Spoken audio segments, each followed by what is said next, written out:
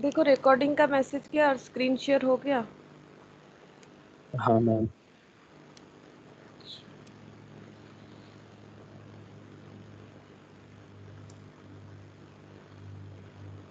देखो आज हम लोग स्टार्ट करेंगे पार्टनरशिप।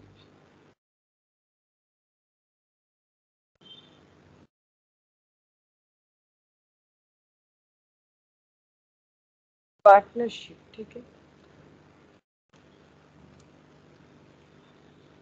ये देखो यहाँ पर कुछ ज़्यादा इंट्रो दिया नहीं है पार्टनरशिप का, क्योंकि हम लोग को यहाँ पर पढ़ना क्या है, डायरेक्टली बोल दिया है कि एडमिशन, रिटायरमेंट, डेथ, ये सब, डिसोल्यूशन, इंसॉल्वेंसी, एमलगमेशन, कन्वर्जन, ठीक है। इसमें सबसे ज़्यादा इंपॉर्टेंट है एडमिशन, रिटायरमेंट और डेथ। और ये बाकी जो पॉइंट है 1 2 3 4, इसमें से अभी तक कभी क्वेश्चन नहीं आया। हम करवाएंगे सारा, हम जस्ट एक बार बता रहे कि इसमें से आज तक कभी क्वेश्चन नहीं आया। हमेशा एडमिशन, रिटायरमेंट या डेथ, इसी से ही क्वेश्चन आता है।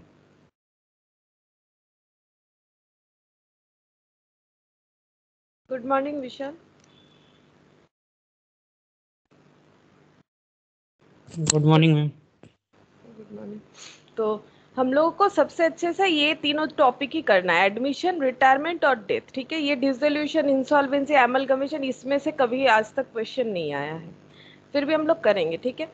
अच्छा, यहाँ पर एडमिशन अब पार्टनरशिप से ही डायरेक्ट स्टार्ट कर दिया है, बट पार्टनरशिप के बारे में कुछ नहीं बोला है। लेकिन हमें थोड़ा पता होना चाहिए कि ये पार्टनरशिप क्या होता है, थोड़ा आइडिया हमारे पास होना चाहिए, और है भी, ठीक है। तो उसको एक बार डिस्कस कर लेते कि क्या हमें पता होना चाहिए पार्टनरशिप के बारे में। तो पार्टनरशिप में मेन क्या क्या पॉइंट हमें समझना पड़ेगा, देखो।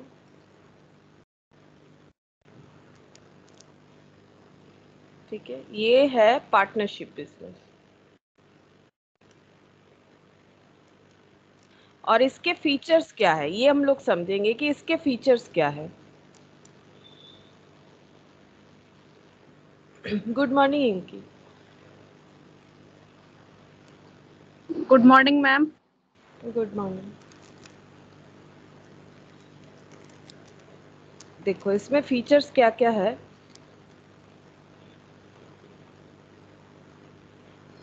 पहला फीचर्स जो है, दैट इज कि पार्टनरशिप मतलब बोलो कितने, मतलब ये बिजनेस कैसा है। जैसे देखो ऑर्गेनाइजेशन में कितने तरह का बिजनेस होता है, एक पार्टनरशिप हो सकता है, ऑर्गेनाइजेशन में बोल रहे, सॉरी, कितने तरह का नॉर्मली हमारा बिजनेस हो सकता है, 3 तरह का हो सकता है। या तो सोल प्रोप्राइटरशिप, यानी हम लोग जब अकेले बिजनेस कर रहे हैं, जिसपे तुम लोग फाइनल अकाउंट्स बना चुके हो, जो टॉपिक तुम लोग के सिलेबस में भी है, जहाँ पर ट्रेडिंग पीएल बैलेंस शीट बना रहे थे, वो तो इंडिविजुअल का बना रहे थे, तो इंडिविजुअल या सोल प्रोप्राइटरशिप। इसके अलावा क्या हो सकता है, पार्टनरशिप। पार्टनरशिप में क्या होता है, बोलो, पार्टनरशिप में कितने, मतलब पार्टनरशिप में सोल टू और मोर। प्रोप्राइटरशिप, टू और मोर, ठीक है। टू और मोर मतलब हाँ, पर्सन। टू और मोर मतलब एन एसोसिएशन, इसको लिख लेते हैं। जो टू और मोर है, इसको हम लोग ऐसे बोल सकते हैं, एन एसोसिएशन ऑफ टू और मोर पर्सन। दो या दो से ज्यादा लोग मिलके जब कोई एसोसिएशन में ज्वाइन करते हैं, तो उसको हम लोग पार्टनरशिप बोलते हैं। पहला तो ये वाला फीचर्स हो गया। दूसरा क्या है, देखो।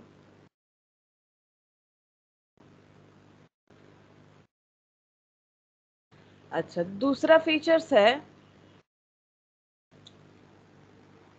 पार्टनरशिप जो करना है उसमें हमें क्या करना पड़ेगा, एक एग्रीमेंट होना चाहिए सबके अंदर, ठीक है। सबका म्यूचुअल कंसेंट से एग्रीमेंट होना चाहिए। तो हम लोग लिख सकते हैं एन एग्रीमेंट, कि दोनों या दो से ज्यादा लोग जो काम करेंगे तो उनके अंदर एक एग्रीमेंट होना चाहिए, entered into bye all persons concerned,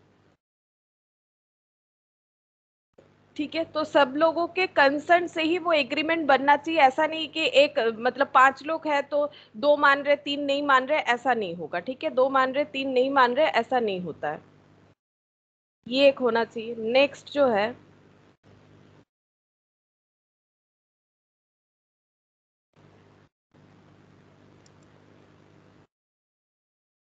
existence of a business.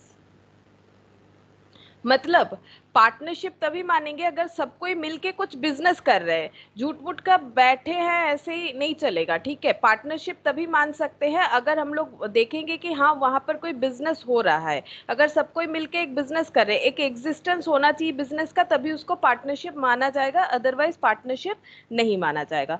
और बिजनेस में काम कौन करेगा?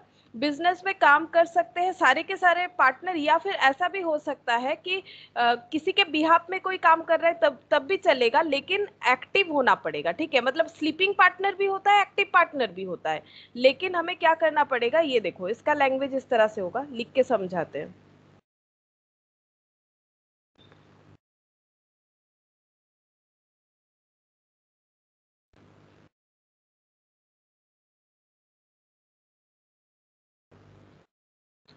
बिजनेस जो होगा, business carried by one,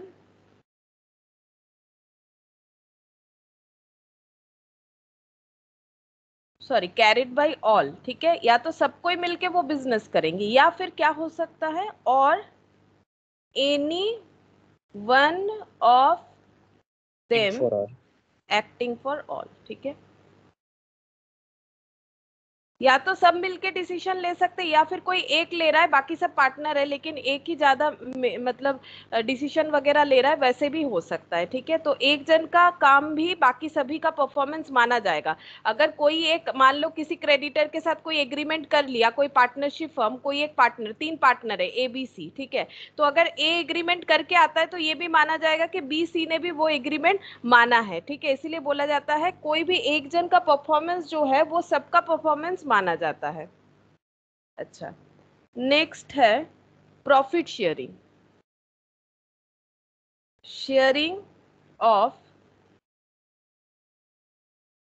profits and losses of the business.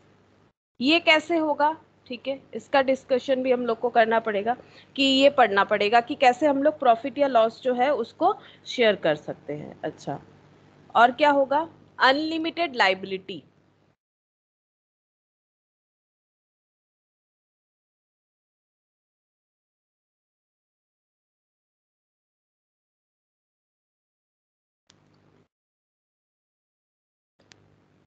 Unlimited liability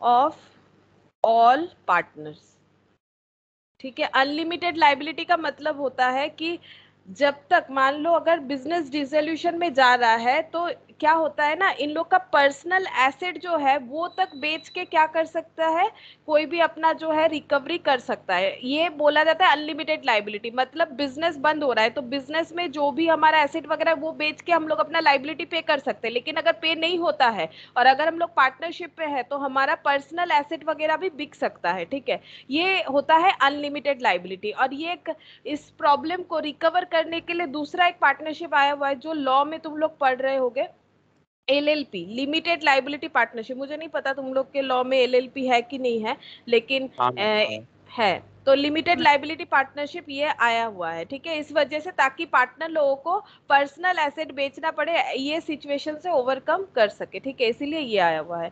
तो 1 2 3 4 5 6, 6 चीज हम लोग को देखना है, 1 2 3 4 5 6, ठीक है। अच्छा, अब देखो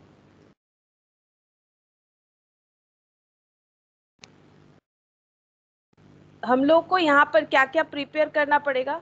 अकाउंट्स देखो, accounts of partnership firm,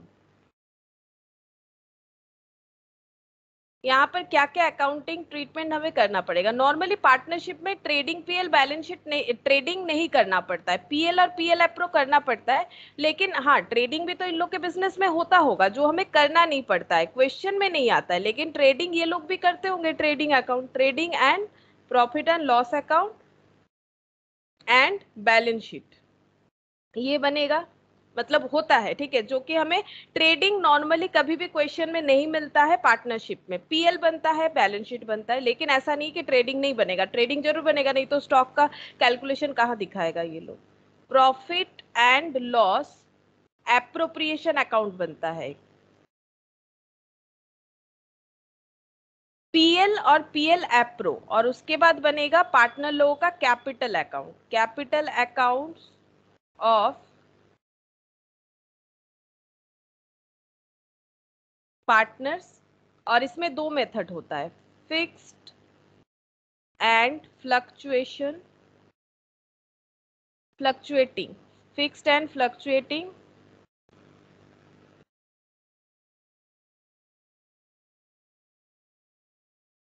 capital method.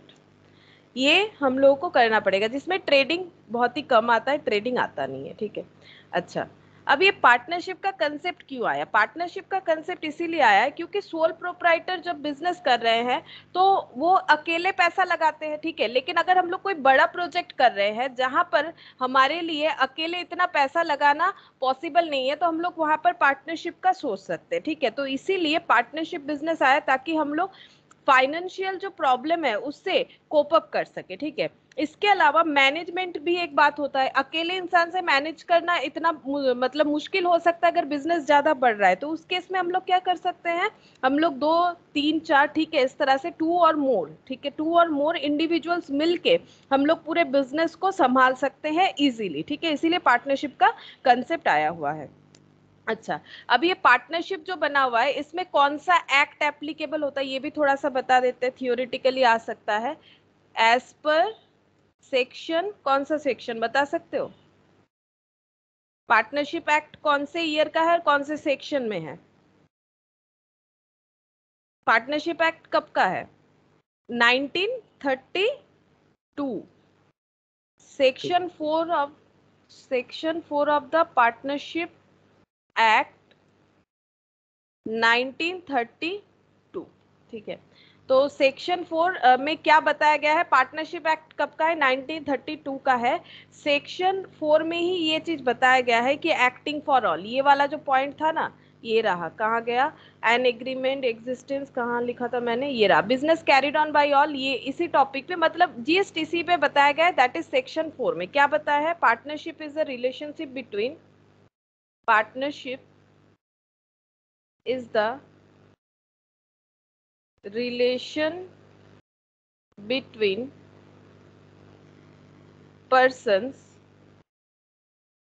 who have agreed to share profit of a business carried on by all or any of them acting for all, ठीक है। ये वाला बात, ये जो डेफिनेशन है पार्टनरशिप का, ये पार्टनरशिप एक्ट 1932 में सेक्शन 4 में ये चीज बताया गया है कि पार्टनरशिप क्या है?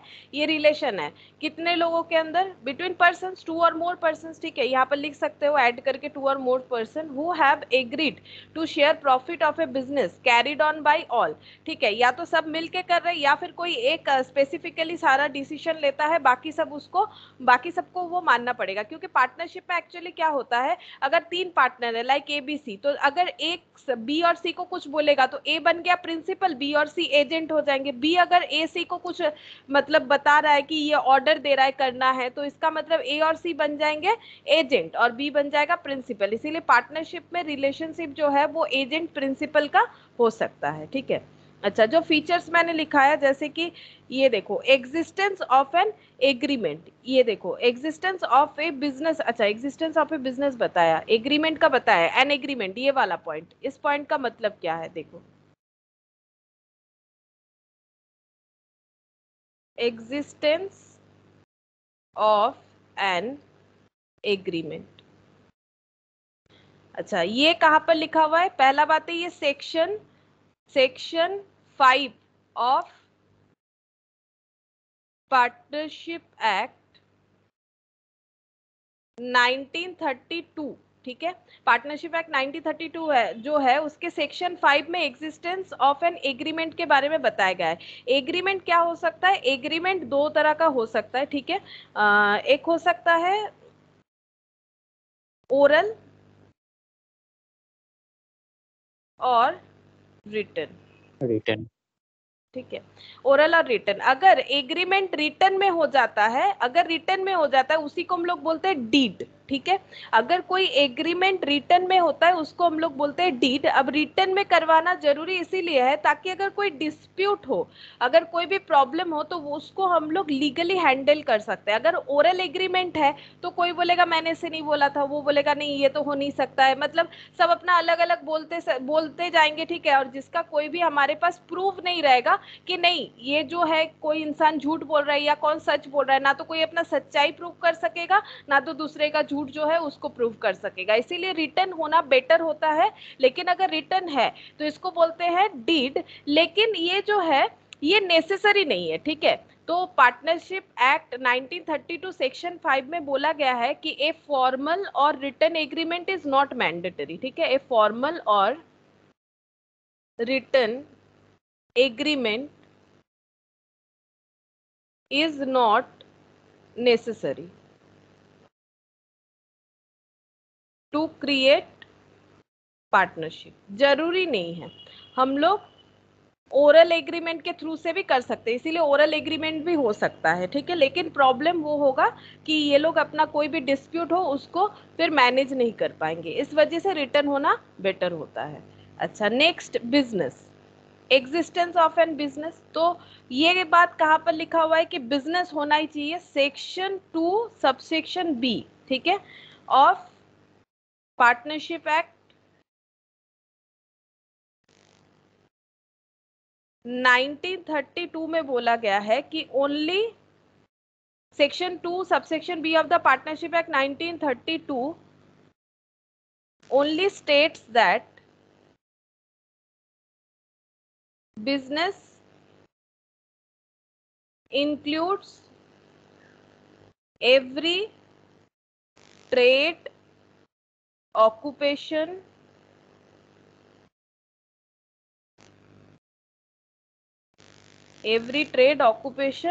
and profession। ठीक है, तो तीनों चीज, कोई ट्रेड कर सकते हैं, कोई ऑक्यूपेशन, कोई प्रोफेशनल, जैसे मान लो 3-4 डॉक्टर मिलके पार्टनरशिप कर रहे हैं वो भी हो सकता है, प्रोफेशन हो गया। 3-4 लॉयर मिलके पार्टनरशिप कर रहे हैं तो वो भी हो सकता है। तो मतलब बस इतना बताया गया है कि section 2 subsection B of Partnership Act 1932 में कि बिजनेस मतलब क्या क्या हो सकता है, हर तरह का ट्रेड, ऑक्यूपेशन एंड प्रोफेशन। लेकिन हाँ, कोई इन तीनों में से कोई एक तो होना चाहिए, बिजनेस का एग्जिस्टेंस ऑब्वियसली होना चाहिए पार्टनरशिप क्रिएट करने के लिए। बिना बिजनेस के एग्जिस्टेंस के हम लोग उसको पार्टनरशिप नहीं मान सकते हैं। नेक्स्ट है sharing of profit.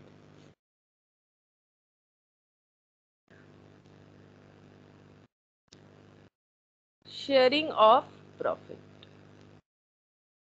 Sharing of profit क्या है? ठीक है, शेयरिंग ऑफ प्रॉफिट के बारे में बताया गया है कि हमेशा क्या करना पड़ेगा। यहाँ ये किस में बताया है ये भी लिख देते, section 4 of Partnership Act 1932। Actually कुछ डिटेल्स में बोला ही नहीं है। ठीक है, डज नॉट, इसीलिए हम लोग क्या करते हैं, अगर कुछ नहीं बताता है तो हम लोग कैसे प्रॉफिट शेयर करते हैं पार्टनरशिप में, बताओ। अगर कुछ नहीं मेंशन करता है तो हम लोग किस, इक्वली, क्योंकि कुछ बोला ही नहीं है इन लोगों ने एक्ट में। ठीक है, लेकिन अगर कुछ मेंशन रहेगा डीड में, जैसे देखो ये रिटन एग्रीमेंट बना हुआ है या ओरल एग्रीमेंट जो भी है, अगर उन लोगों ने डिसाइड किया है कि 2:3 में होगा तो 2:3 में ही करना पड़ेगा। तो इसीलिए ये देखो यहाँ पर बोल रहा है कि section 4 Indian partnership Act 1932 does not insist upon sharing of, अच्छा, शेयरिंग ऑफ लॉसेस के बारे में तो इन्होंने कुछ नहीं बताया है कि लॉस कैसे शेयर होगा। ठीक है, तो इसीलिए लॉस के बारे में पहले बता देते, प्रॉफिट तो पता है इक्वली होगा, उसको भी लिखा देते हैं कि लॉस के बारे में कुछ नहीं बोला है। अगर बिजनेस में बाई चांस लॉस हो जाता है तो एक प्रोविजन होना चाहिए, दस ए provision for sharing of loss. अच्छा सॉरी, नहीं चाहिए, ठीक है, एक मिनट बता देते, नॉट नेसेसरी।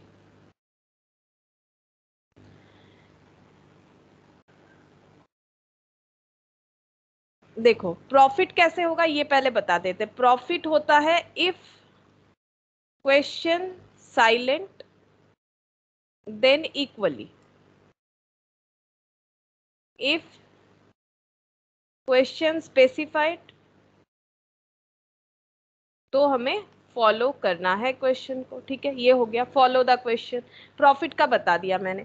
अच्छा, और अगर लॉस के बारे में हो तो लॉस के बारे में एक्ट में कुछ बताया हुआ नहीं है, इसीलिए इसका कोई प्रोविजन करना भी जरूरी नहीं है। लॉस के बारे में लिखना जरूरी नहीं, मतलब जब हम लोग एग्रीमेंट बनाएंगे पार्टनरशिप का, अगर रिटर्न एग्रीमेंट बनाते हैं तो वहां लॉस कैसे शेयर होगा ये मैंडेटरी नहीं है लिखना। हाँ, प्रॉफिट कैसे शेयर होगा वो लिखना पड़ता है कि इक्वली होगा कि कौन से रेशियो में होगा, और अगर बाई चांस वहां भी कुछ मेंशन नहीं होता है तो उसको हम लोग इक्वली मान लेते हैं। और म्यूचुअल एजेंसी, म्यूचुअल एजेंसी का मतलब वही होता है कि अगर एक जन, जैसे ए बी सी 3 पार्टनर है, ठीक है, ए ने डिसीजन लिया कि मिस्टर जेड बोल के क्रेडिटर है, उनसे परचेस करना है, और उन्होंने जाके एग्रीमेंट भी कर लिया इनके साथ कि हम आपके साथ आपसे इतने रुपए का प्रोडक्ट लेंगे या कुछ भी हो, ठीक है। तो क्या हुआ कि बी सी को ये वाला चीज मानना पड़ेगा, दैट इज म्यूचुअल एजेंसी। मतलब ए का डिसीजन अब बी सी को पता हो या ना हो, ठीक है, वो बी सी का भी डिसीजन माना जाएगा मिस्टर जेड के तरफ से। इसको बोला जाता है म्यूचुअल एजेंसी। दैट इज वही वाला लैंग्वेज की business is to be carried on by all or any of them acting for all. जैसे कि एक जन, इन्होंने ए ने डिसाइड किया और इनका काम जो है बी सी पे भी लागू हो गया, ठीक है। तो इसका मतलब क्या हो जाएगा, इसका मतलब हो गया if a person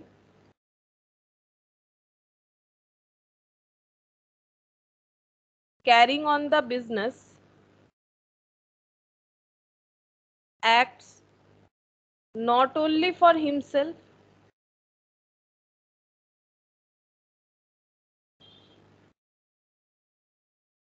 but for others also.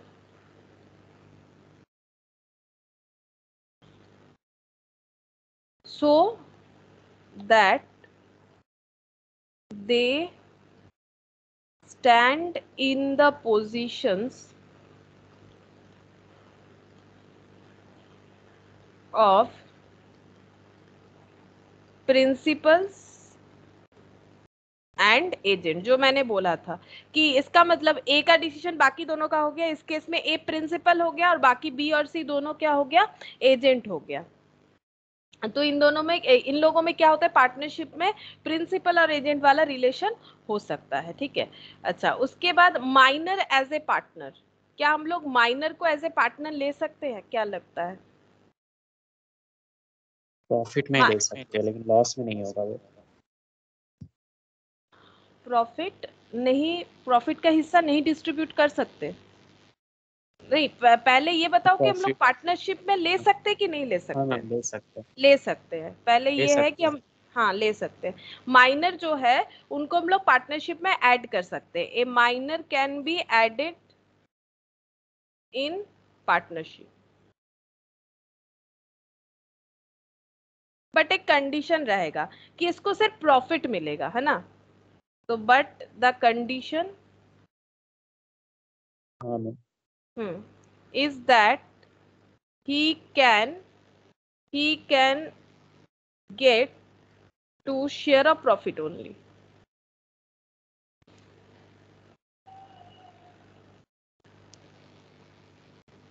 And not loss, ठीक है। लॉस का शेयर इनको नहीं दिया जाएगा, ठीक है। माइनर है तो सिर्फ प्रॉफिट मिलेगा, लॉस नहीं मिलेगा, ठीक है। तो अगर बाई चांस बिजनेस में लॉस हो जाता है तो वो बाकी जो मेजर पार्टनर है जो माइनर नहीं है उन लोगों को अपने अंदर डिस्ट्रीब्यूट करना पड़ेगा, ठीक है।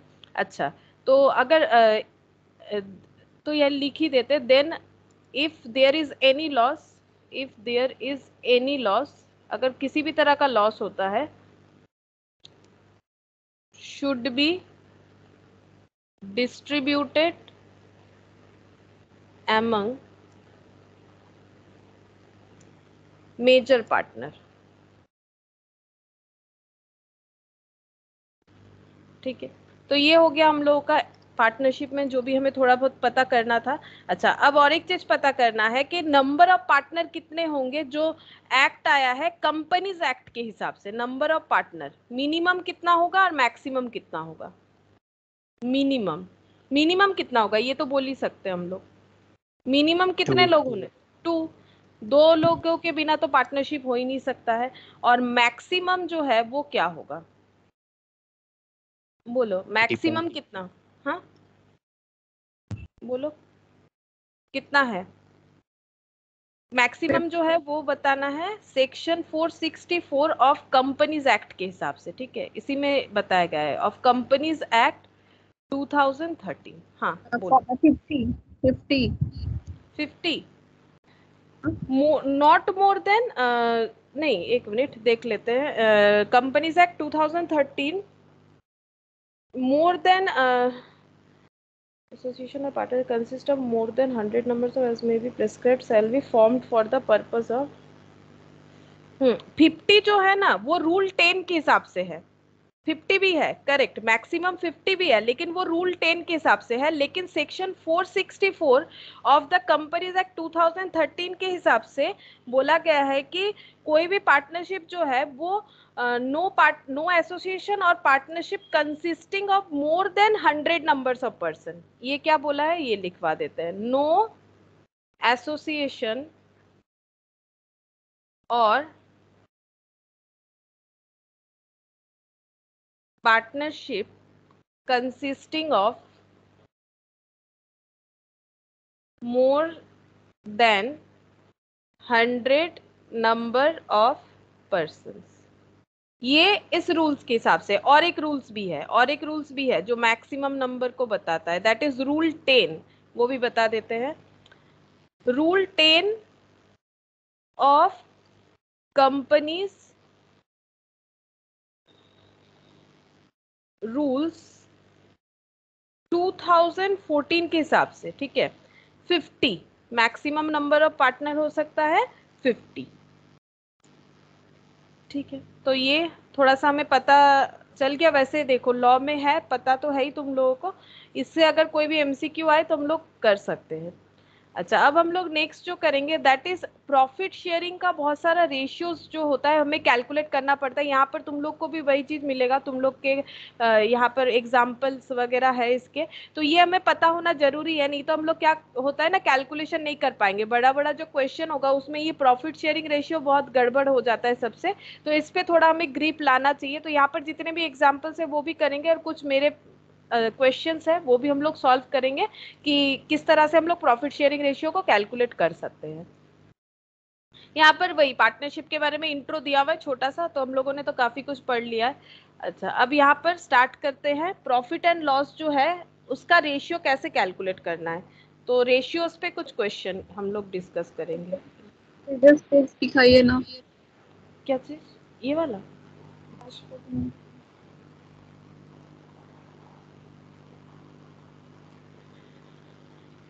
हो गया मैम। अच्छा बुक से करेंगे पहले। मेरा जो क्वेश्चन है वहां से देखते हैं। A and B are equal partner, they admit C and D as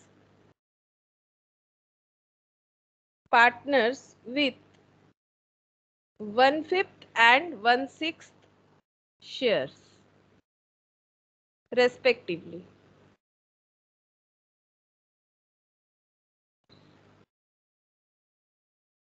What is the PSR लिख देते, ठीक है, प्रॉफिट शेयरिंग रेशियो, इसको शॉर्ट में PSR लिखेंगे, ठीक है, PSR of all partner.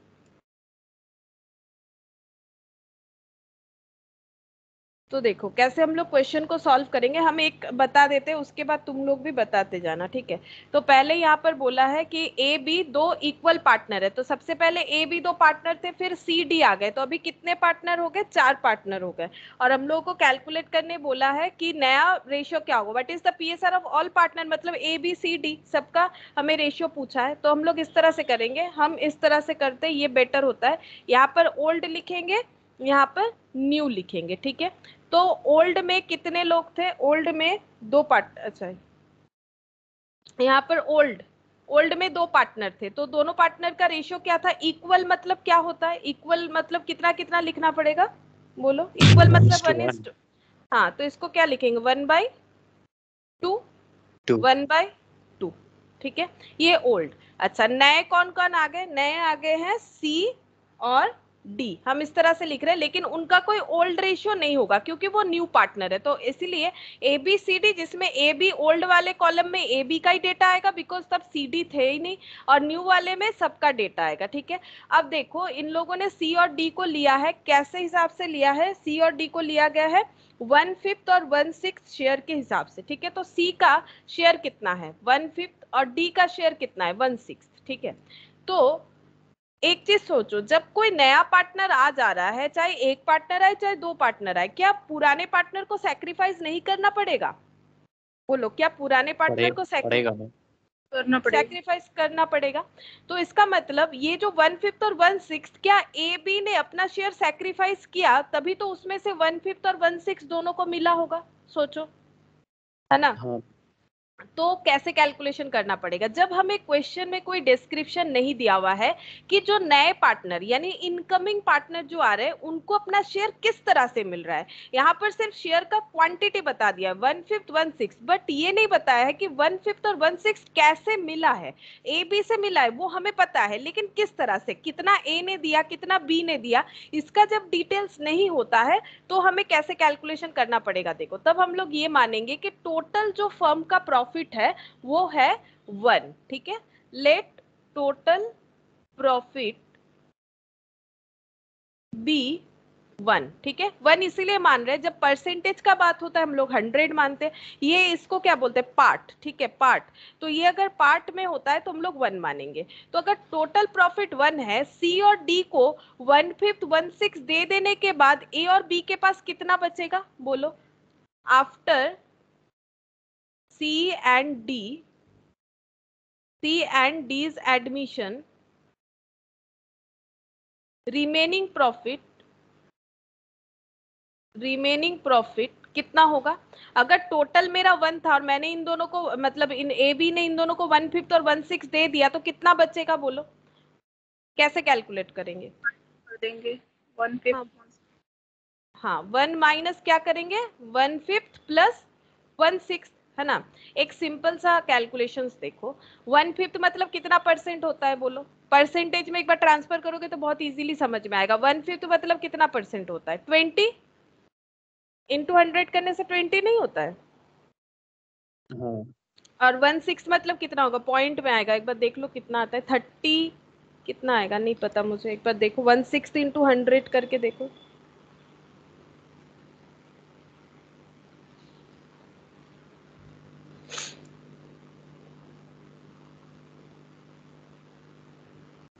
One six into 100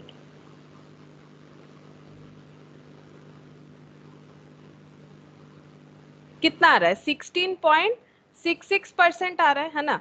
तो इन दोनों को हाँ मैम। टोटल कर दो, प्लस 20 कितना आ गया?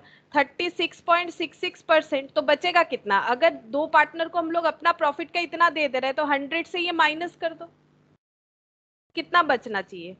100 से ये माइनस हो जाएगा तो बचेगा 63.33, ठीक है, ये बचेगा। ये समझ में आता है? देखो, परसेंटेज में हमें इजीली समझ में आता है। वही चीज हम लोग यहाँ पर भी करेंगे, 63.33 आएगा।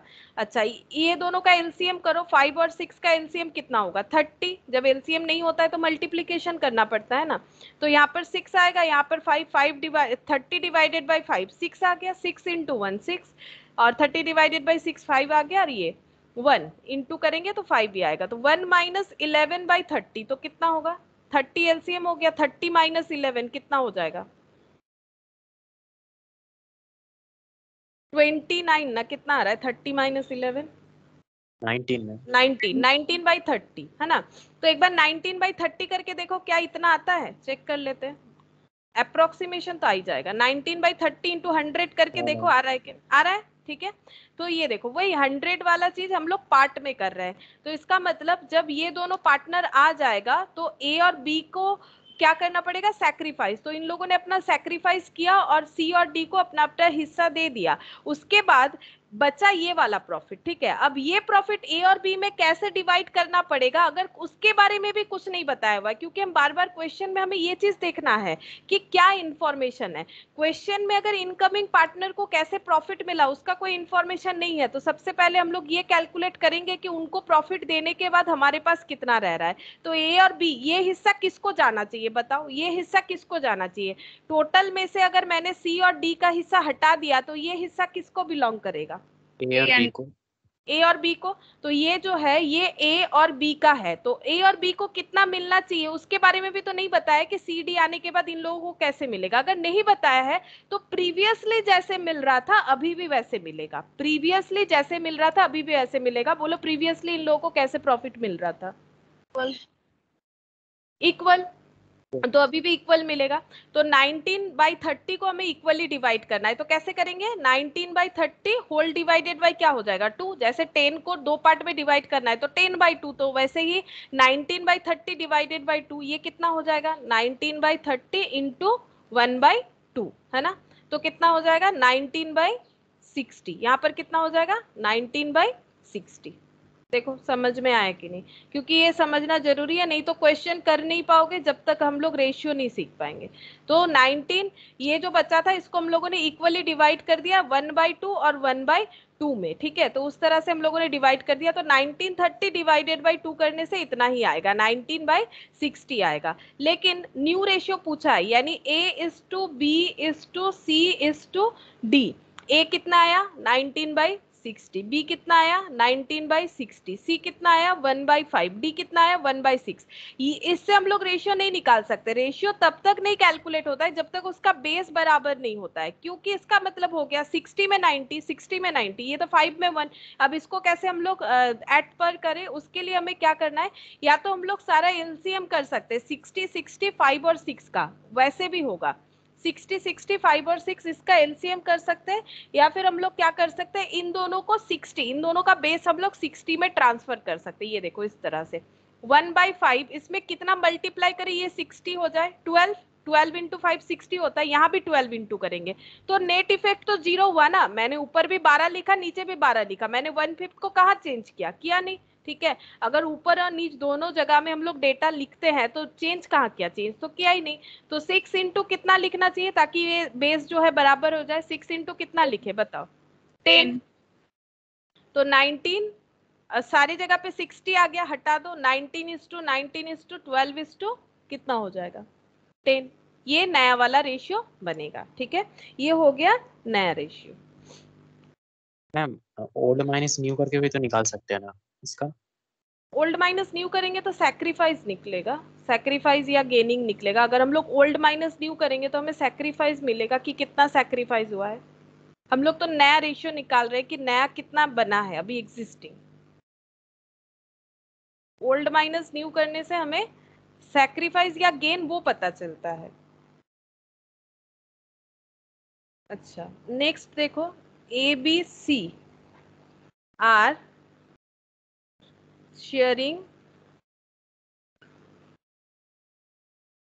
profit in 5:3:2. A wants to retire, A retire होना चाहता है। B and C agreed to continue, B और C कंटिन्यू बिजनेस को रखना चाहता है और रेशियो ये रखेगा कंटिन्यू एट 2:1 में, ठीक है। Find profit gaining ratio between B and C, ठीक है। यहाँ पर हम लोग वो ओल्ड माइनस न्यू ये कंसेप्ट लगाएंगे क्योंकि गेनिंग रेशियो बता रहा है। अब गेन तो होगा ही, कोई एक जन रिटायर होगा तो ऑब्वियसली गेन होगा। यहाँ पर सैक्रिफाइसिंग रेशियो निकलेगा क्योंकि कोई आने से सैक्रिफाइस करना पड़ता है और कोई जाने से क्या हो जाएगा गेन हो जाएगा। क्योंकि पहले जो चीज 2 लोगों में बट रहा था वो 4 लोगों में बटेगा तो सैक्रिफाइस पहले वाले लोगों को, और पहले जो चीज 3 लोगों में बट रहा था वो अगर 2 लोगों में बटेगा तो वो गेन हो जाएगा। तो यहाँ पर भी हम लोग उसी तरह से ही करेंगे। यहाँ पर ओल्ड लिख दिया, यहाँ पर न्यू लिख दिया। पार्टनर कौन कौन है ABC, A, B, C, ठीक है। तो ओल्ड में तीनों लोग ही थे, तो ओल्ड में कौन कौन था? ओल्ड में था ABC, प्रॉफिट शेयरिंग रेशियो था 5:3:2, तो उसका कैसे लिखा जाएगा? 5 बाई कितना लिखेंगे? 10।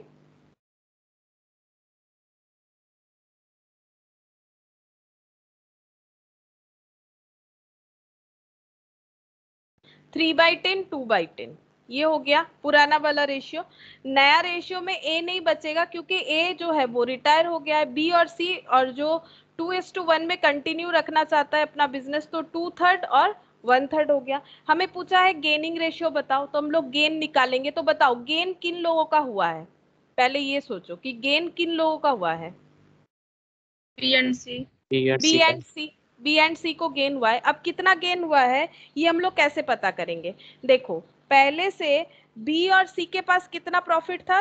पहले था 3/10, अभी कितना है? 2/3। मतलब इसको फिर से एक बार अगर परसेंटेज सोचोगे तो बी को पहले ये देखो, बी को कितना मिल रहा था, थोड़ा सा ऐसे सोचो। 5/10 मतलब कितना होता है? 5/10 इंटू 100 मतलब 50% है ना। ये 50% हो गया। ये कितना परसेंट है? 30%। ये कितना परसेंट है? 20%, अगर परसेंटेज में देखो, ठीक है। अच्छा 2/3 मतलब कितना परसेंट हो रहा है बताओ? 2/3 मतलब कितना परसेंट? 2/3 इंटू 100 करो, पता चल जाएगा। 66.66% हो रहा है। तो कितना गेन हो रहा है? पहले 30% मिल रहा था, अभी 66.66% मिल रहा है, तो कितना गेन हो रहा है बताओ? 33.33%। हाँ 50 या 36? 33 36, हाँ 36.66। 36.666% गेन हो रहा है। अच्छा इसका अगर देखोगे तो इसका पहले 20% था, अभी हो रहा है लगभग 33.33%। 1/3 मतलब इतना होता है, मतलब 13% ऐसा कुछ गेन हो रहा है। तो वही चीज हम लोग यहाँ पर कैलकुलेट करेंगे। और इसको कैसे सोचेंगे? अभी इसका रेशियो देखो, क्योंकि अब ये परसेंटेज करोगे तो इजीली समझ में आता है, लेकिन हमें परसेंटेज में तो करना है नहीं, हमें पार्ट में ही सीखना है। तो ये देखो सिंपल सोच सकते हैं, 10 भाग का 3 भाग वो ज्यादा होता है या 3 भाग का 2 भाग ज्यादा होता है? सोचो 10 भाग कर रहा है कोई भी एक चीज को, 10 भाग कर रहा है, ठीक है, उसका 3 पार्ट वो ज्यादा होगा, या एक चीज को हम लोग 3 पार्ट कर रहे हैं उसका 2 पार्ट ज्यादा होगा? ऑब्वियसली 2/3 क्या होगा? ज्यादा होगा ना। और ये देखो 3 पार्ट का 1 पार्ट और 10 भाग का 2 भाग, कौन सा ज्यादा होगा? ऑब्वियसली 3 का 1। तो ये देखो गेनिंग रेशियो कैसे निकालेंगे? इसका मतलब हमेशा न्यू माइनस ओल्ड, यही होगा। तो न्यू कितना है? 2/3। ओल्ड कितना है? 3/10। अभी परसेंटेज में भी दिखाया ना, ये लगभग 30% आ रहा था और ये आ रहा था 66.66%, तो यही ज्यादा है। अब ये जितना ज्यादा है उतना ही गेन होगा। यहाँ पर 30 और यहाँ पर कितना हो गया? 20 माइनस 6 कितना हो जाएगा? 11/30। अब तुम लोग करके देख सकते हो, 11/30 करोगे तो 36.66 ही आएगा। 11/30 इंटू 100 करके देख लो, जो मैंने परसेंटेज में बताया था वही वाला आ रहा है। 1/3 माइनस 2/10, तो यहाँ पर भी 30, ये 10 और ये 4, तो ये हो गया 6/30, ठीक है। 6/30, सॉरी ये 6 हो रहा है क्या? 2, ये 3, ये 6 होगा ना, ये 6 होगा, ये 4 होगा। 4/30। तो गेनिंग रेशियो पूछा था, तो गेनिंग रेशियो 11:4, गेनिंग रेशियो हो जाएगा 11:4। क्वेश्चन में ये पूछा था कि गेनिंग रेशियो क्या होगा। और 4/30 में भी देख सकते हो तुम लोग, 13.33 आएगा। 4/30 इंटू 100 करके देख लो, 13.333% इस तरह से आ रहा है। अच्छा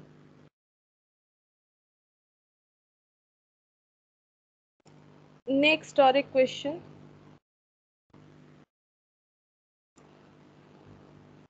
ABC sharing profit in the ratio of 3:2:1. B retired and his share taken up by A and C in the ratio of 3:2. D was admitted and he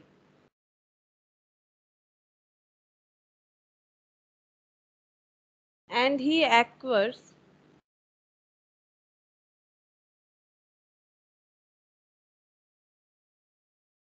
1/8 of A's revised balance and 1/3 of C's original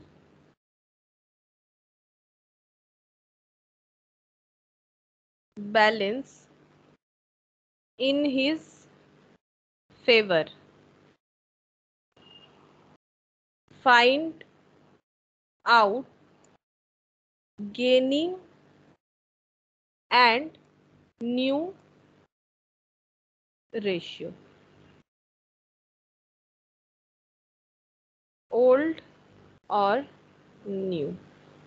तो question में बहुत सारा data दिया हुआ है। सबसे पहले बोल रहा है ए बी सी तीनों बिजनेस में थे, तीनों का प्रॉफिट शेयरिंग रेशियो था 3:2:1। तो पहले हम लिख लेते हैं ए बी सी, ये पहले से ही एग्जिस्ट कर रहे थे और इनका रेशियो था 3:2:1। तो कितना कितना होगा 3:2:1, तो 3:2:1 और ये सबका टोटल होता है 6। 3/6, 2/6, 1/6, ये सिचुएशन था। उसके बाद B retired and his share taken up by A and C in the ratio of 3:2। अच्छा, अब यहाँ पर बता दिया, जैसे मैंने बोला कि जो इनकमिंग या आउटगोइंग पार्टनर है वो कैसे कितना शेयर लेके आ रहा है या फिर कितना शेयर लेके जा रहा है, उसका डिटेल्स अगर नहीं बताया कैसे ले रहा है। जैसे देखो बी चला जा रहा है और बी का शेयर ए और सी 3:2 में लेगा, तो नेक्स्ट सिचुएशन क्या हुआ, बी चला जा रहा है, ठीक है, तो बी का कोई रेशियो नहीं होगा। सेकेंड सिचुएशन ये है, बी का कोई रेशियो नहीं होगा बिकॉज बी जो है वो चला जा रहा है और बी अपना शेयर है वो किसको दे रहा है, ए और सी को, और उन्हीं लोगों को मिलेगा क्योंकि वही बिजनेस में एग्जिस्ट कर रहे हैं। लेकिन कैसे लेना है 3:2 में। तो बोलो ए और बी, ये ए और सी का शेयर बढ़ेगा। बी अगर रिटायर हो रहा है और अपना शेयर ए सी को दे रहा है, क्या ए और सी का शेयर बढ़ेगा, ये सोचो। सिर्फ सी का शेयर बढ़ रहा है यहाँ पे। सिर्फ सी का बढ़ रहा है, क्यों, ऐसा तो नहीं बोला। दोनों का ही तो बढ़ रहा है, दोनों को ही मिलेगा। A and C in the ratio of 3:2, दोनों ही तो ले रहा है, दोनों का ही बढ़ेगा ए और सी का। तो ए का जितना था क्या वो रहेगा या वो नहीं रहेगा, ए का जितना था वो तो रहेगा ही, ये तो है ही, प्लस बी का कुछ पोर्शन मिलेगा, तो सी का जितना था वो तो रहेगा ही, प्लस कुछ मिलेगा। क्या मिलेगा, बी का जो शेयर था, बी का जो शेयर था उसका हिस्सा कैसे बटेगा 3:2 में। तो 3 किसके हिस्से में जाएगा, ए और सी 3:2 में लेगा, तो ए के हिस्से में कितना जाएगा 3/5 और सी के हिस्से में कितना जाएगा 2/5। देखो ये क्लियर हुआ कि नहीं, इस तरह से कैलकुलेशन करना पड़ेगा। तो ये 3/6 और ये इस तरह से होगा। तो इसका आंसर कितना आएगा, इसका आंसर आ रहा है यहाँ पर हो गया 3/6 प्लस ये 6 और ये कितना हो जाएगा 2 3 6, 3 3 कैंसिल कर देते 1/5, ये 30 हो गया। 15 प्लस 6 कितना हो जाएगा 21/30। अच्छा यहाँ पर कितना हो जाएगा 1/6 प्लस 4/30, तो इसका एलसीएम 30 होगा।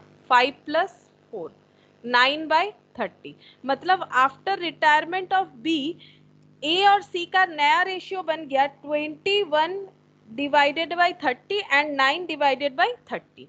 ठीक है, देखो ये समझ में आ गया क्या, क्योंकि यही सब मेन पॉइंट है कि ए बी सी तीनों थे, बी चला गया और बी अपना हिस्सा ए और सी को देके चला गया और ए और सी उसने उन लोगों ने कैसे करके लिया वो बता दिया, रेशियो में लिया, तो 3:2 में लिया है, तो मैंने उसी रेशियो में डिस्ट्रीब्यूट कर दिया। D was admitted and he acquires 1/8 of A's revised balance। तो कौन आ गया, नेक्स्ट आ गया है डी, ठीक है, डी आ गया है। ओल्ड में तो वो नहीं था, यहाँ पर भी वो नहीं था, उसका हिस्सा यहाँ से हम लोग को चेक करना पड़ेगा, है ना। ये न्यू रेशियो बनेगा आफ्टर, ये लिख देते हैं आफ्टर बीज रिटायरमेंट, और ये बनेगा आफ्टर डीज एडमिशन, ये नया वाला रेशियो जो बनेगा, ठीक है, न्यू रेशियो आफ्टर डीज एडमिशन।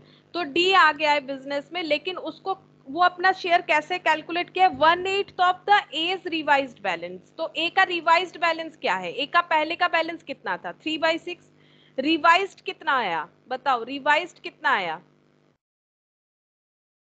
रिवाइज्ड मतलब जो चेंज हुआ, बोलो चेंज करके कितना आया 21/30।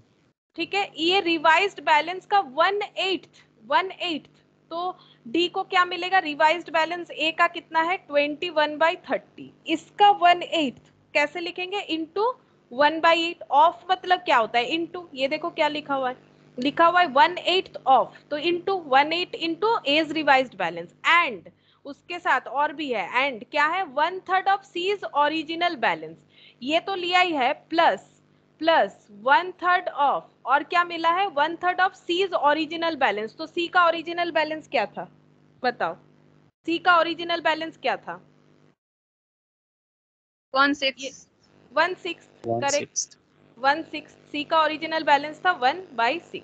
तो पहले हम लोग डी का कैलकुलेशन कर लेते कितना होता है, तो ये हो जाएगा हमारा, ये 21 बाई कितना आ रहा है, यहाँ पर लिख लेते 21/240, और ये हो जाएगा 1/18, ठीक है, तो 18 और 240 एलसीएम कितना आएगा 240 और 18,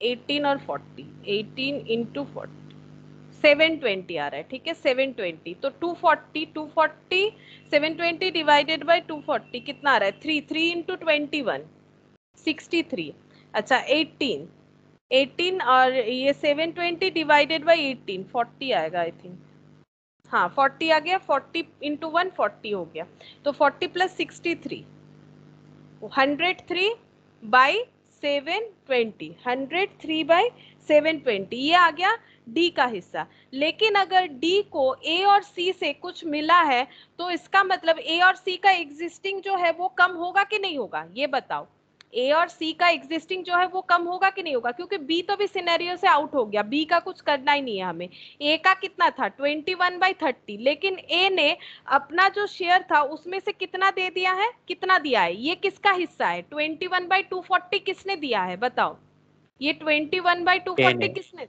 ए ने, तो ए का कितना कम हो जाएगा, जो भी है उसमें से कितना कम हो जाएगा 21/240 माइनस करना पड़ेगा, 21/240 ए का हिस्सा कम हो जाएगा, तो 30 और 240 का एलसीएम 240 होता है, तो 240 डिवाइडेड बाई 30 कितना हो रहा है 8 हो रहा है, 8 इंटू 21 कितना होता है 8 इंटू 21 होता है 168 माइनस 21, तो ये आ रहा है 147, हम यहाँ पर ऐसे लिख दे रहे हैं डायरेक्टली बिकॉज यहाँ पर और जगह नहीं होगा कैलकुलेशन करने का। बी का तो कुछ होगा नहीं, सी का रिवाइज्ड हिस्सा 930 था, लेकिन सी ने अपने पास से कितना दिया है बताओ, किसी के हिसाब से भी 1/18, कोई भी क्वांटिटी के हिसाब से दो, चाहे ओरिजिनल दो चाहे रिवाइज दो, वो अलग बात है, ये तो एक क्वांटिटी बता रहा है कि 1/18 देना पड़ेगा, तो वो क्या हो जाएगा 1/18 किस हिसाब से दिया है, ओरिजिनल शेयर के हिसाब से दिया है, ओरिजिनल शेयर का 1/6, लेकिन कम कहाँ से होगा जो है अभी, ये तो एक जस्ट कैलकुलेशन है कि तुम्हारे पास जो जितना था पहले तुम जब बिजनेस में आए थे उसका मुझे 1/6 चाहिए, वो तो एक कंडीशन है, लेकिन दिया किससे जा रहा है, जो रिवाइज्ड वाला है उसी से तो दिया जाएगा, क्योंकि अभी तो यही एग्जिस्ट कर रहा है। तो 30 और 18 का एलसीएम कितना होता है 30 और 18, ये देखना पड़ेगा,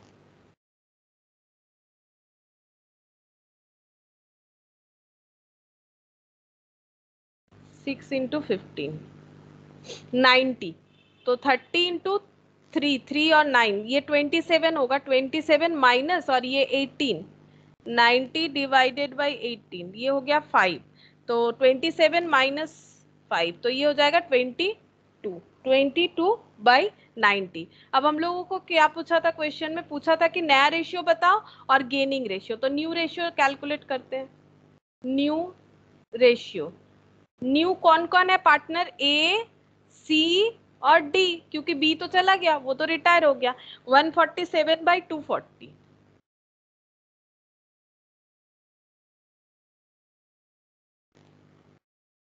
147/240, सी का आया 22/90 और डी का आया था 103/720, 20। फिर से हम लोगों को सबका बेस जो है वो बराबर करना पड़ेगा। तो 147 240 इंटू, क्योंकि हाईएस्ट वाला जो है उसी से बराबर कर सकते हैं। तो 720 कैसे लाएंगे? 240 में कितना मल्टीप्लाई करें ताकि 720 आ जाए? 3 हो जाएगा। अच्छा, 90 में कितना मल्टीप्लाई करें ताकि 720 आ जाए? डिवाइड करने से ही पता चलेगा ना, 8। तो नीचे सब 720 आ गया, तो यहाँ पर 147 इंटू 3 जितना आ रहा है उतना होगा 441। यहाँ पर हो जाएगा 176 और यहाँ पर हो जाएगा 103। ये न्यू रेशियो हो गया। अच्छा, अब गेनिंग रेशियो भी कैलकुलेट करने बोला है, तो बोलो गेनिंग रेशियो किन लोगों का होगा? गेनिंग रेशियो किसका होगा?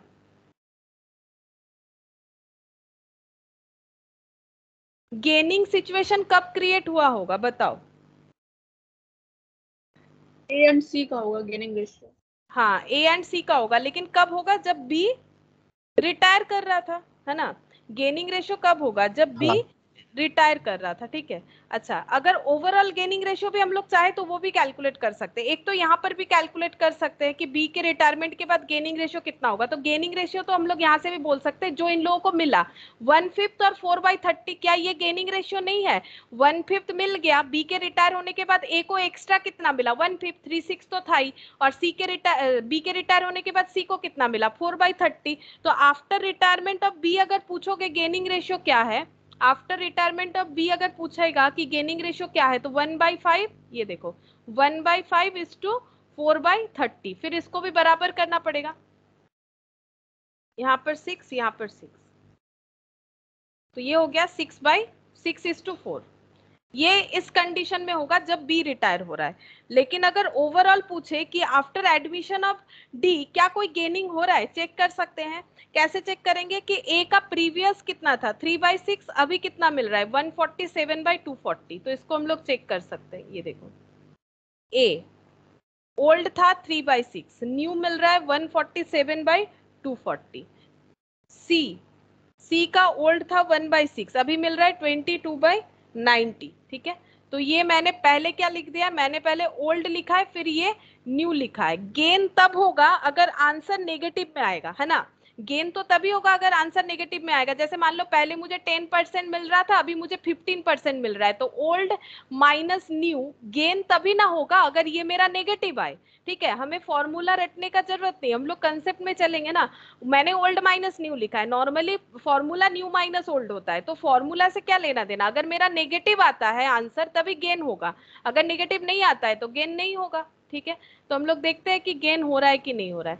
तो 6 और 240, इसका एलसीएम 240 होगा। तो 240 डिवाइडेड बाय 6 कितना आ गया? 40। 40 इंटू 3, 40 इंटू 3, 40 इंटू 3 कितना होगा? 120। 120 माइनस 147, तो कितना हो जाएगा? -27। बोलो गेन आया? क्या ये गेन है? मैंने तो ओल्ड गेन माइनस है। नहीं, गेन है। अच्छा, गेन है। अब 6 और 90 का एलसीएम 90 होता है, तो 90 डिवाइडेड बाई 6 कितना हो रहा है? 15। 15 माइनस 22 -7, क्या ये भी गेन है? देखो माइनस में आया, है ना, गेन है। तो गेनिंग रेशियो हो जाएगा 27/240 इज टू 7/90। अब इसको भी 240 करना पड़ेगा, लेकिन क्या ये 240 होगा? 90 को कोई भी चीज से मल्टीप्लाई करने से 240 नहीं होगा। तब हम लोग को क्या करना पड़ेगा? हम लोग एलसीएम करेंगे दोनों बेस को बराबर करने के लिए। कैसे? ये देखो,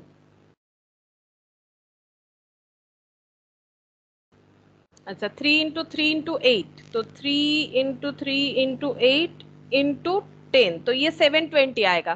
तो इसको बराबर करने के लिए ऐसे करना पड़ेगा, ठीक है। 720 इस तरह से रेशियो में इक्वल किया जाता है। तो ये 240, 720/240 कितना हो जाएगा? 720/240, ये हो गया 3 इंटू 27, 81, और 720/90, 8 इंटू 7, ये हो गया 56, 56 हो जाएगा। तो 81:56 ये हो गया gaining ratio.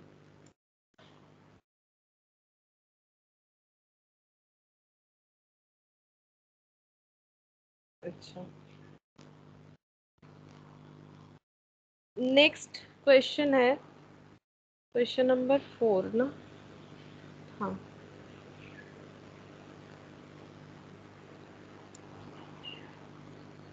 PSR between A, B and C is 3:2:1. C retired and his share was taken up by A and B equally. D admitted and he receives 1/8 shares of original shares from A and 1/6 from B. Calculate new sacrifice and gaining ratio. तो question लगभग पहले वाले जैसा ही है, तो देखो कोशिश करो होता है कि नहीं। ओल्ड और थोड़ा सा इधर लिखते, नहीं तो जगह नहीं होगा। यहाँ पर लिखते हैं ओल्ड, यहाँ पर लिखते हैं न्यू। तो ओल्ड कौन कौन है? ए बी सी, 3 पार्टनर थे, ए बी और सी, और इन लोग का पुराना जो रेशियो था 3:2:1। 3:2:2 मतलब 3/6, 2/6 और 1/6। तो रेशियो भी कुछ पहले जैसा ही है, 3/6, 2/6 और 1/6। अब क्या हुआ है? C retired and his share was taken up by A and B equally. C retire हो गया, ठीक है। अब सी का जो शेयर है वो ए और बी को इक्वली मिला है, तो सी का शेयर कितना है? 1/6। 1/6 का इक्वल पार्ट कैसे कैलकुलेट करोगे? 1/6 को डिवाइडेड बाय कितना करना पड़ेगा? 2, है ना। तो 2 करने से कितना होगा? 1/12। या फिर हम लोग बोल सकते हैं इक्वली, यानी 1:1, जैसे उस वाले में बताया हुआ था, कुछ रेशियो बताया था। ये देखो ये वाले क्वेश्चन में 3:2, तो हम लोगों ने 3/5 और 2/5 किया था। सेम कंसेप्ट पे हम लोग कर सकते हैं, इक्वली यानी 1:1। तो 1/2 और 1/2 तब भी हमारा 1/12 ही आएगा, ठीक है, तब भी हमारा 1/12 भी आएगा। तो ये हो गया new ratio after C's retirement. तो न्यू रेशियो कितना हो जाएगा? ये है 3/6 और ये है 1/12। इसका 3/6 प्लस 1/12, तो ये हो गया 12 एलसीएम। तो ये 6 और ये 1, 7 होगा, 7/12 ये आंसर आ रहा है। अच्छा, यहाँ पर 2/6 प्लस 1/12, 4 प्लस 1 तो 5, है ना, 5/12, ठीक है, 5/12 आ गया। तो after retirement of C ratio कुछ ऐसा बना। उसके बाद D admitted and he receive 1/8 share of original share from A. D आ रहा है, ठीक है, और डी ने क्या किया? फिर से न्यू रेशियो निकालेंगे। डी को कैसे हिस्सा मिला अपने शेयर का? उसने 1/8 लिया है ओरिजिनल शेयर फ्रॉम ए। ए का शेयर का ओरिजिनल पोर्शन जो था उसका 1/8, मतलब 3/6 का 1/8 ये मिला। और किसी से कुछ मिला है? हाँ, 1/6 फ्रॉम बी, बी से मिला है 1/6। अगर बी से 1/6 मिला है लेकिन बोला नहीं कौन से हिस्से का, तो हम लोग कौन सा हिस्सा लगाएंगे? अच्छा नहीं, यहाँ पर क्या बोला है देखो, original share from A and 1/6 from B, सिर्फ बोला है 1/6 फ्रॉम बी। 1/6 किससे मिला है, मतलब कैसे मिला है वो नहीं बोला है, सिर्फ ये बता दिया है मुझे 1। देखो यहाँ पर लैंग्वेज में ही देखना पड़ेगा हमें। जैसे यहाँ पर बोला था कि 1/8 from A revised balance and 1/3 of C's original balance. 1/3 पूरा नहीं, सी का ओरिजिनल बैलेंस का 1/3, लेकिन यहाँ पर बोला है बी से डायरेक्ट कितना मिल गया? फ्रॉम बी से कितना मिल गया? 1/6, तो ये 1/6 होगा, ठीक है। अच्छा, अब यहाँ पर हम लोग कैलकुलेशन करेंगे। ये 48 हो गया, ये 1/6, तो इसका एलसीएम 48 ही होगा। तो 3 और ये 8 प्लस 3 होना चाहिए 11, 11/48 हो जाएगा इसका एलसीएम का आंसर। ये डी का हो गया। अच्छा, ए का क्या होगा? ए का पहले 7/12 था और ए ने अपना कितना हिस्सा दे दिया है डी को? 3/48, तो ये -3/48 हो जाएगा, दे देने से कम हो जाएगा ना, माइनस हो जाएगा। तो 12 और 48 का एलसीएम कितना होता है? 12 और 48 का 48 ही होगा, तो 28 हो रहा है यहाँ पर। 28 - 3 25। अच्छा, और B के लिए क्या हो जाएगा? B का कितना था? 5/12 था, और B ने अपने पास से कितना दे दिया है? D को 1/6। ठीक है, तो ये हो जाएगा, इसका एलसीएम 12 होगा, तो 5 - 2 3/12 3/12। ठीक है, तो न्यू रेशियो क्या बना? न्यू रेशियो बन जाएगा ऐसे, न्यू रेशियो 25 48 है, नीचे 3 है, लेकिन इसमें 48 नहीं है। 48 कैसे बनाएंगे? 4 इंटू करके, तो ये 12 हो जाएगा। 4 इंटू कर देंगे ना, 48 हो जाएगा, तो ऊपर भी 4 इंटू होगा और यहाँ पर 11 आ जाएगा, न्यू रेशियो। अच्छा, उसके बाद हमें सैक्रिफाइसिंग और गेनिंग रेशियो भी बोला है। ठीक है, ये न्यू रेशियो आ गया। सैक्रिफाइसिंग यहाँ पर लिखते हैं, सैक्रिफाइसिंग एंड गेनिंग रेशियो। हम लोग देख लेंगे किसका सैक्रिफाइस और किसका गेन है, वो तो इजीली कैलकुलेट होगा। ए को करेंटली मिला है 25/48 और इसका एकदम प्रीवियसली कितना था? 3/6। तो मैंने लिखा है न्यू माइनस ओल्ड, यहाँ पर मैंने न्यू माइनस ओल्ड लिख दिया। तो इसका मतलब अगर मेरा पॉजिटिव आंसर आए तो गेन होगा, अगर नेगेटिव आएगा तो सैक्रिफाइस होगा। हम लोग ये अंडरस्टैंड कर लेंगे तो ही आंसर कर पाएंगे ना, हमें फॉर्मूला याद रखने का जरूरत नहीं है। मैंने यहाँ पर न्यू माइनस ओल्ड लिखा है, इसमें भी वही लिख रहा है, न्यू माइनस ओल्ड। बी का कितना है? बी का ओल्ड था 2/6, तो यहाँ पर 12, तो ये 4, ये -1 हो रहा है, यहाँ पर हो गया 48, तो 25 - 24, तो ये हो गया -1। तो बोलो, दोनों का गेन है या सैक्रिफाइस है? ए और बी दोनों का गेन है ओवरऑल या सैक्रिफाइस है? सैक्रिफाइस है। सैक्रिफाइस है। ये मेरा न्यू है और ये मेरा ओल्ड है, हाँ, तो फिर सैक्रिफाइस ही हो रहा है, क्योंकि पुराना वाला ये कम है, ये कम है और ये ज्यादा है, तो सैक्रिफाइस। तो यहाँ पर लिखेंगे सैक्रिफाइस 1:1, है ना, 1:1 हो गया सैक्रिफाइस। अच्छा, ये मेरा ठीक हुआ है कैलकुलेशन। 25/48 - 3/6, क्या ये पॉजिटिव होगा? 48 25 माइनस, ओ ये तो पॉजिटिव हो रहा है, ये +1 हो रहा है, देख लो, ये +1 हो रहा है। ये 6 कितना 48 / 6 कैलकुलेशन ठीक है, मैंने यहाँ पर माइनस गलती से लिखा है। 18 × 3 24 हो रहा है, 25 - 24 तो प्लस हो रहा है। ठीक है, यहाँ पर प्लस हो रहा है, इसका माइनस हो रहा है। अच्छा, सी तो है नहीं सिनेरियो में। डी का कितना है? 11/48, डी का है 11/48, तो किन दोनों को गेन हुआ है? सी तो गया, सी तो आउट हो गया है, किन दोनों को गेन हुआ है, किसका सैक्रिफाइस हुआ है? बोलो, गेन किसको हुआ है? ए को गेन हुआ है और बी को सैक्रिफाइस हुआ है। और डी का भी हम लोग बोल सकते हैं गेन है, क्योंकि डी तो नया एडमिशन लिया है ना, तो हम लोग बोल सकते हैं कि सैक्रिफाइस जो है वो है 1, सैक्रिफाइस बाई बी -1/12, और गेन जो है ए 1/48। ठीक है, 1/48 इसका गेन हुआ है। हम लोग इस तरह से लिख सकते हैं, या फिर हम लोग ऐसे भी लिख सकते हैं।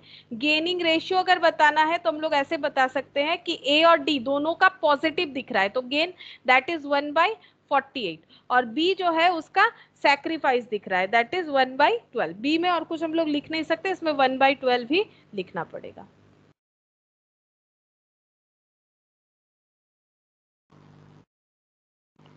अच्छा,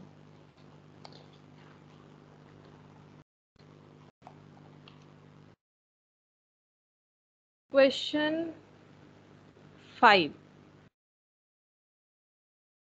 ए बी इक्वल पार्टनर है, A and B PSR in A and B 1:1. They admit C and D with 1/5 and 1/6 share. New PSR कितना होगा? तो ए बी ओल्ड कौन कौन है? ओल्ड में है ए और बी, क्या है रेशियो? 1/2 1/2। इन लोगों ने सी और डी को एडमिट किया है 1/5 एंड 1/6। ये वाला कर लिया क्या हम लोगों ने? Yes ma'am. हाँ ये वाला कर लिया, अच्छा सॉरी ये वाला सेम क्वेश्चन दे दिया, अच्छा ये रिपीट हो गया। Question number 5,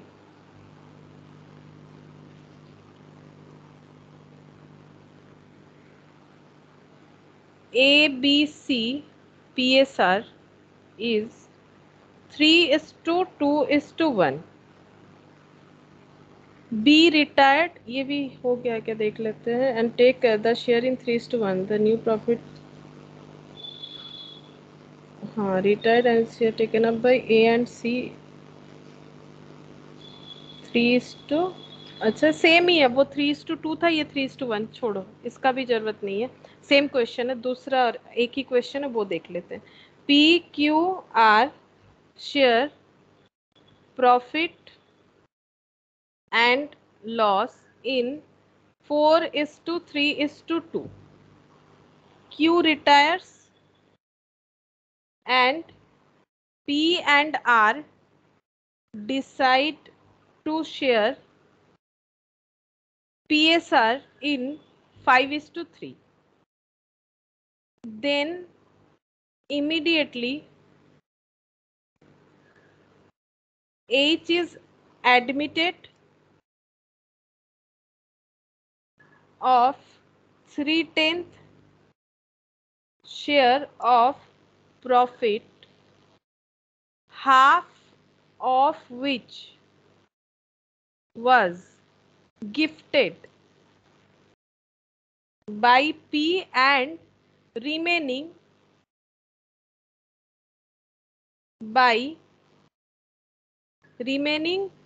taken by H, equally from P and Q. Calculate PSR and gain of P and R।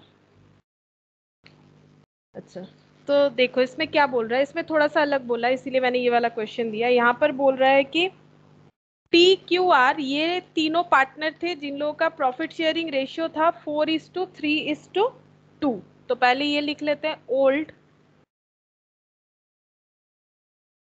PQR और प्रॉफिट शेयरिंग रेशियो है 4:3:2, मतलब 4 कितना होगा, 4:3:2 कितना होता है ऐड करने से 9, 4/9, 3/9 और 2/9, ठीक है।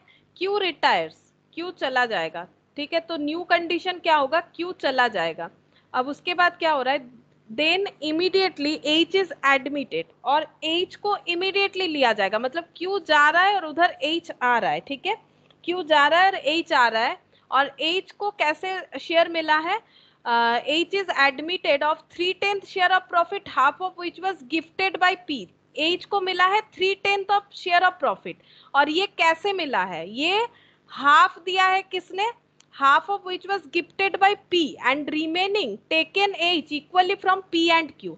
तो इसका कैलकुलेशन कैसे होगा, देखो ये जो है ये 3/10 तो बता दिया, बट 3/10 कैसे आया, हाफ जो है वो कौन दिया है, वो दिया है P, तो 3/10 का हाफ कितना होगा, 3/10 का हाफ P दिया है, तो 3/10 का हाफ कितना होगा 3/10, इसका हाफ मतलब डिवाइडेड बाई 2 ना, कितना होगा बताओ, 3/10 का 3/20, करेक्ट, 3/20, ये किसने दिया है, ये P ने दिया है, ठीक है। 3/10 of the share half of which was gifted bye P and remaining, अच्छा P ने अगर अपना 3/20 दे दिया तो P का जितना भी था, P का जितना भी शेयर ऑफ प्रॉफिट था, क्या वो कम हो जाएगा, P का कितना था 4/9, और कितना कम होगा 3/20। 3/20, अच्छा उसके बाद यहाँ पर बोल रहा है कि बाकी जो आधा है वो P और Q ने इक्वली दिया है, बाकी आधा कितना, अगर 3/10 का आधा हिस्सा होता है 3/20 जो कि P ने दिया, और बाकी आधा भी कितना होगा, सिमिलर ही होगा 3/20, ये किसने दिया है, ये P प्लस Q ने आधा आधा दिया है, तो फिर से 3/20 का आधा आधा कितना होता है 3/20, हाँ 3/40, और 3/40। तो यहाँ पर 320 मिला, 3/40 मिला और 3/40 मिला। क्या इसको कैलकुलेशन करने से 3/10 आता है? चेक करते हैं। तो 20 40 40, इसका एलसीएम 40 होगा। तो 20 2 ज़ा 40, 2 इंटू 3 6, और यहाँ पर 3 और 3 3 3 6 और 6 12, 12/40 कितना होता है? 3 से कैंसिल करो, 4 से कैंसिल करो, 4 3 ज़ा 12, 4 10 ज़ा 40। ठीक है, तो ये आ गया 3/10। इस तरह से हमारा 3/10 आएगा, ये हो गया। अच्छा, अब हम लोग को ये देखना पड़ेगा कि P का जो है वो शेयर में क्या चेंजेस आया है।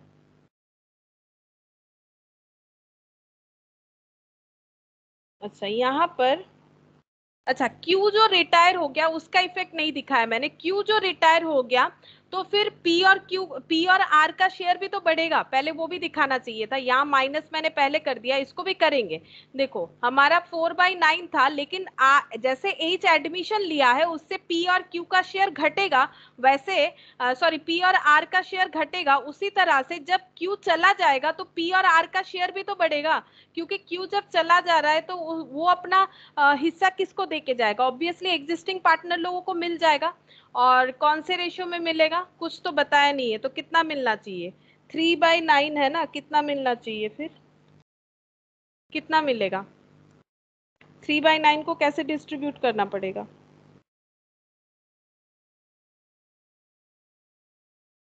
ये 5/4 ठीक ही है। 4/9 किया है मैंने।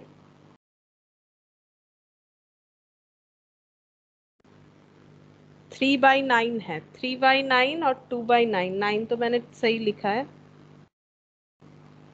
ये 3/9 जो है इन लोगों में डिस्ट्रीब्यूट होना चाहिए। तो कितने होंगे डिस्ट्रीब्यूट? कुछ तो बोला नहीं है कैसे होना चाहिए। अच्छा, कुछ अगर नहीं बोला है तो हमें टोटल शेयर से माइनस करना पड़ेगा। क्यू रिटायर्स देख लेते, क्वेश्चन में कुछ मैंने मिस तो नहीं कर दिया। Q retires and P and Q decide to, अच्छा Q retires and P and R decide to share future profit and losses. हाँ बताया तो है 5:3 में। अच्छा, क्यू के जाने के बाद ये लोग फ्यूचर शेयर ऑफ प्रॉफिट हो जाएगा इन लोग का 5:3, है ना। तो यहाँ पर डायरेक्टली बता दिया है 5:3। तो क्यू के जाने के बाद नया रेशियो बन जाएगा 5:3, यानी 5/8 और 3/8, है ना। 5/8 और 3/8 नया रेशियो बना, और H एडमिशन लिया, और किस तरह से लिया वो हम लोगों ने यहाँ पर देखा। मैंने कैलकुलेशन करके बता दिया 3/10 कैसे आया। अगर P ने कितना दिया है? P ने 3/20 दिया है और 3/40 दिया है, तो P का जितना भी शेयर है उससे 3/20 और 3/40 कम हो जाएगा। Q का तो कुछ नहीं होगा। और R का जितना भी शेयर है उसमें से कितना कम हो जाएगा? R ने कितना दिया है?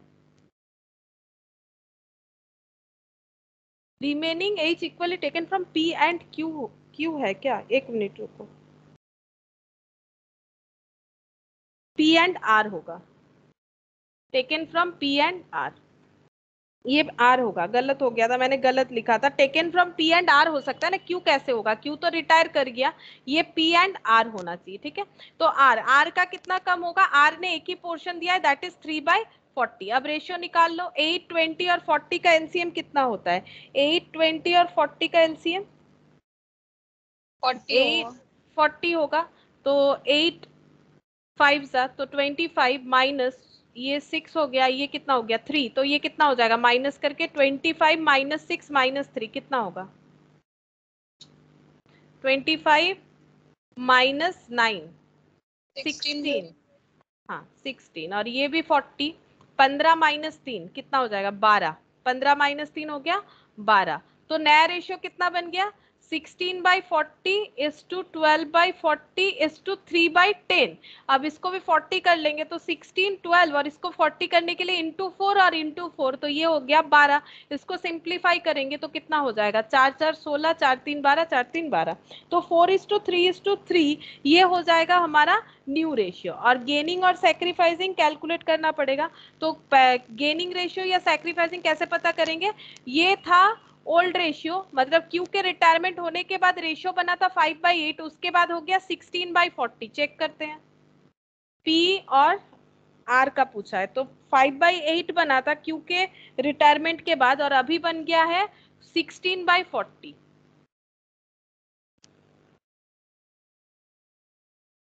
25 माइनस 16 9/40।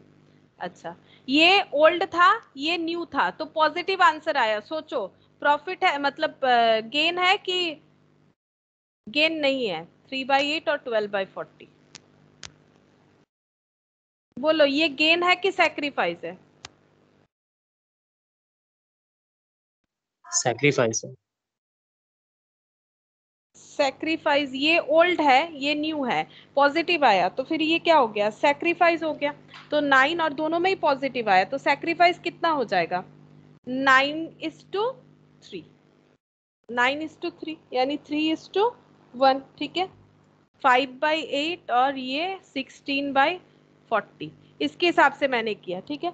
और एक तरह से भी हम लोग कर सकते हैं, ये दोनों में भी कंपेयर करके देख सकते हैं। दो सिचुएशन हो सकता है ना, एक हो सकता है आफ्टर रिटायरमेंट ऑफ आर और एक हो सकता है आफ्टर एडमिशन ऑफ एच। तो उसमें भी हम लोग देख सकते हैं कि आफ्टर एडमिशन ऑफ एच जो है उसमें हमारा क्या हुआ है, उसमें हमारा सैक्रिफाइस हुआ है। लेकिन आर के रिटायरमेंट के बाद तो गेन होगा ना, हमें गेनिंग रेशियो भी बोला है। तो गेनिंग कब हो सकता है? जब क्यू रिटायर किया है, तब P/R क्या हो जाएगा? जब क्यू रिटायर किया तब इन लोग का कितना हुआ? 5/8, पहले कितना था? 4/9।